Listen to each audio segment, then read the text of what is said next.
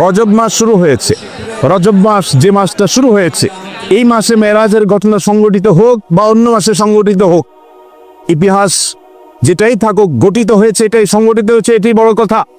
তারপরও এই মাসের বিশেষ করণীয় আছে, বেশিরভাগ মুসলমানরা আমরা জানি না। এই মাসটা সম্মানিত 4 মাসের একটি মাস। আল্লাহ রাব্বুল আলামিন এই মাসকে সম্মান দিয়েছেন। সম্মানিত 4 মাসের বাকি 3 মাস কোনটা? বাকি 3টা ধারাবাহিক মাস, সালাতুল মুতাওয়ালিয়াত, 3টা ধারাবাহিক মাস। তার প্রথমটি হলো শাওয়াল, এরপরটা হলো জিলকদ, প্রথমটি হলো জিলকদ, এরপরটা হলো জিলহজ, এরপরটা হলো মুহররম। জিলকদ, জিলহজ, মুহররম 3টা ধারাবাহিক মাস। আর রজব মুদর আল্লাযী বাইনা জুমাদা ওয়া শাবান, আর রজব মাস যেটা এখন আমরা পার করছি, বাংলাদেশের বেশিরভাগ মুসলমানরা রজব মাস 2, 4, 5 দিন, 10 দিন, 20 দিন, এমনকি গোটা মাস শেষ হয়ে যায়, জানেও না যে আগের মাস জুমাদা সানিয়া মাসের সাথে এই মাসের একটা পার্থক্য আছে। আগের মাসটা সাধারণ জেনারেল মাস, কিন্তু এটা সম্মানিত মাস। কোরআন যাকে বিশেষ মর্যাদাপূর্ণ মাস ঘোষণা করে দিয়েছে, আমরা অনেকে জানিও না রজব মাস কখন আসে কখন যায়, এই মাসের কি মর্যাদা আছে আমরা জানি না। আল্লাহ তাআলা কোরআনে কারীমে সূরা তাওবায় বলেছেন, এই মাস যখন শুরু হয়, ফালা তাজলিমু ফীহিন্না আনফুসাকুম, অন্য সময় পাপাচার্য করা যাবেই না। সম্মানিত মাসের সম্মান রক্ষার্থে যে কোনো পাপ অপরাধের গুনাহের কাছ থেকে বাঁচার জন্য একটু বিশেষভাবে চেষ্টা করতে হবে। এই রজব মাসে যে কোনো পাপ করতে গিয়ে যদি আপনার বুক একবারও আপনার ভিতর থেকে যদি আপনাকে বাধা দেয়, তাহলে বুঝতে হবে আপনি এই মাসের সম্মান অন্তত জেনেছেন, অনুধাবন করেছেন। এই ধারণাই আমাদের সমাজ থেকে বিলুপ্ত হয়ে গেছে। আল্লাহ তাআলা আমাদেরকে সম্মানিত মাসের সম্মান রক্ষা করার তৌফিক দান করুন। ভাইরা আমার, এর বাইরে সম্মানিত মাসে যুদ্ধ বিগ্রহ করাকে আল্লাহ তাআলা নিষেধ করে দিয়েছেন। আমরা ঝগড়াঝাটি থেকে বেঁচে থাকার চেষ্টা করব। এই ছাড়া এই মাসের অন্যান্য রুটিন যে 5 ওয়াক্ত নামাজ ইত্যাদি আছে, অন্য সময়ের চাইতে এই মাসের বিশেষ গুরুত্বের সাথে করবো। এর বাইরে শবে মেরাজের আমল বলতে কোনো কিছু আছে কিনা, এটা একটা বড় প্রশ্ন। আমরা যখনই রজব মাস শুরু হয়, তখনই আমরা জিজ্ঞাসা করতে থাকি আলেমদের কাছ থেকে যে শবে মেরাজের নামাজ কিভাবে পড়বো, এই শবে মেরাজের আমলটা কি। শবে মেরাজ উপলক্ষে সারা রাত জেগে ইবাদত করা এবং শবে মেরাজ উপলক্ষে 26তম দিন পার হয়ে 27তম রাত যখন শুরু হয়, তখন সাহরি খেয়ে 27 রজবে রোজা রাখা, এটা আমাদের সমাজে বহুল প্রচলিত। অথচ ভাইরা আমার, যেটা আমরা শুরুতে বলেছি, রজব মাসের 27 তারিখে নবী সাল্লাল্লাহু আলাইহি ওয়াসাল্লামের মেরাজ হয়েছে, এমনটি নিশ্চিত কোনো বিষয় নয়। নবীজির মেরাজ হয়েছে সেটা মহাসত্য, সেটা চরম সত্য। সেটা কি রজবে হয়েছে, না জুমাদাল, নাকি সে রবিউল আউয়ালে হয়েছে, নাকি রমাদানে হয়েছে, নাকি শাওয়ালে হয়েছে, 15-16টি মত আছে ইতিহাসবিদদের।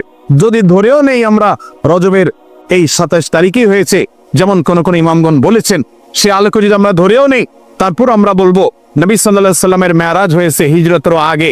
এরপর নবী সাল্লাল্লাহু আলাইহি সাল্লাম প্রায় 11 বছর বেঁচে ছিলেন। এই পুরো সময় জুড়ে কখনো তিনি মেরাজ দিবস, মেরাজ রজনী উদযাপন এটা তিনি কখনো করেছেন বলে কোনো জাল বা জয়ীফ হাদিসে পর্যন্ত বর্ণিত হয়নি। বিধায় মেরাজের এই ঘটনার পুনরাবৃত্তি বা এই ইতিহাস, ওই তারিখটা পুনরাবৃত্তিকে আপনার কেন্দ্র করে প্রতি বছর একটা বিশেষ দিনকে শবে মেরাজ উদযাপন করা, রাতভর বিশেষভাবে ইবাদত করা, দিনভর বিশেষ গুরুত্ব দিয়ে রোজা রাখার কথা বিশুদ্ধ কোন হাদিস দ্বারা প্রমাণিত নয়। আমরা শুধুমাত্র মেরাজের বিষয় থেকে শিক্ষা গ্রহণ করব, মেরাজ থেকে আনিত নামাজটা আমরা আদায় করব। এর বাইরে এই তারিখকে কেন্দ্র করে রাতভর ইবাদত আপনি অন্য সময় করতে চাইলে এই মাসেও করেন, এই রাতেও করেন। অন্য সময় নফল নামাজ পড়ে আপনি এই দিনে নফল নামাজ পড়ার নিষেধ নেই, কিন্তু মেরাজকে কেন্দ্র করে কোনো নামাজ, মেরাজকে কেন্দ্র করে কোনো রোজা, এটা কোনো বিশুদ্ধ হাদিস দ্বারা বর্ণিত হয় নাই। অনেকে এই রজব মাসে বিশেষ উমরা করেন, যেটাকে উমরায়ে রজবিয়া বলে। এটা বিশেষ ফজিলতের কথা মানুষ নিজেরা অনেকে বানিয়ে নিয়েছে, অথচ এটিও কোনো বিশুদ্ধ হাদিস দ্বারা বর্ণিত হয়নি। অনেকে 27 রজবে সালাতুল রাগায়েব নামে বিশেষ প্রক্রিয়া, বিশেষ নামাজ পড়ে, এটাও কোনো হাদিস দ্বারা বর্ণিত হয়নি। আল্লাহ কোরআনে বলেছেন, মা আতাকুমুর রাসূলু ফাখুযু ওয়া মা নাহাকুম আনহু ফান্তাহু, তোমাদেরকে রাসূল যা দিয়েছেন সেটা আঁকড়ে ধরো, যা নিষেধ করতে সেটা থেকে তোমরা বেঁচে থাকো। মন গড়া কোনো আমল করলে সওয়াব তো হবেই না, উল্টা বরং গুনাহ হবে। আমাদের সমাজে অনেক মানুষ আছেন যারা আজকাল এই সমস্ত কথা শুনলে বলে যে এটা নাই সেটা নাই, কিছু লোক বাইরে এসে এটা নাই সেটা নাই শুধু বলে। ভাইরা বাবারা আমার, কোরআন এবং হাদিসে যদি থাকে, আপনি 100 বার আমল করেন, আপনি একটু দেখেন, একটু যাচাই করেন, একটু চেক করেন। কোরআন হাদিস অনুবাদ হয়ে গেছে, কোনো বই পুস্তক নয়, হয় কোরআনে, আল্লাহর নবী করিম সাল্লাল্লাহু আলাইহি ওয়াসাল্লাম কোন হাদিসে। ইসলাম ফাউন্ডেশন প্রায় সবগুলো বইয়ের অনুবাদ করেছে, বড় বড় প্রসিদ্ধ হাদিস গ্রন্থগুলো। আপনি চেক করে দেখে যে মেরাজের রাতকে কেন্দ্র করে, মেরাজের দিনকে, দিবসকে কেন্দ্র করে কোনো আমল সাহাবা ইকরাম করেছে কিনা, নবী সাল্লাল্লাহু আলাইহি সাল্লাম করেছে কিনা। তিনি যদি করে আপনি কেন করবেন না? আর যদি তিনি না করেন তো মনে রাখবেন, দেখতে মনে হয় নামাজ ভালো জিনিসই তো, আবার এখানে বাধা কেন? অনেকে বলেও যে রাত্রে মানুষ নামাজ পড়বে, চুরি তো করবে না, গান তো শুনবে না, তাহলে কিছু হুজুররা বাধা কেন দেয়? ভাইরা আমার, নামাজ আপনি পড়েন, এটাতে কোনো সমস্যা নেই, কিন্তু এই রাতে কোরআন হাদিসের নির্দেশ, ইসলামের নির্দেশ মনে করে যদি কোনো কাজ করেন, অথচ ইসলাম আপনাকে নির্দেশ করে নাই, তাহলে সেটা হলো মন গড়া আমল।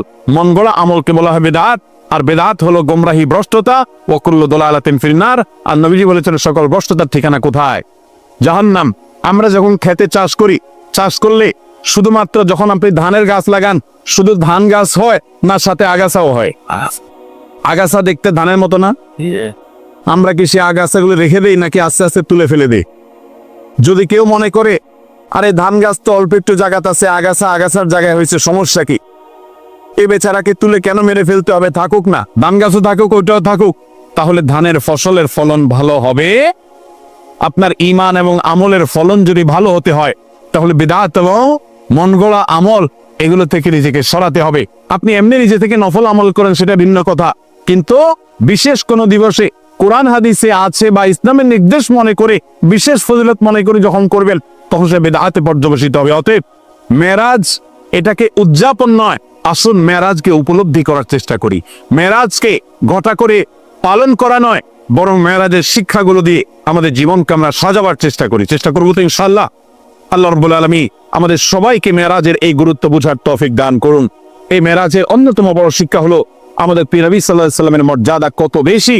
এই মেরাজ থেকে আমরা উপলব্ধি করার সুযোগ পাই, কারণ তিনি তার হাবিবকে ডেকে নিয়ে গেছেন এবং অন্য নবীদের সাথে সাক্ষাৎ করিয়েছেন, নবী এবং রাসূলদের ইমামতি করিয়েছেন। এতগুলো বিষয় দিয়ে আল্লাহ তাআলা প্রমাণ করেছেন তার হাবিবের মর্যাদা কত বেশি।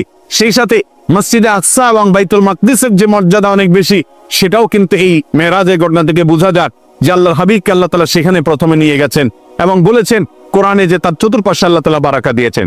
অতএব আমরা মেরাজের এই সকল শিক্ষাগুলো আমরা অর্জন করার চেষ্টা করবো তো ইনশাআল্লাহ।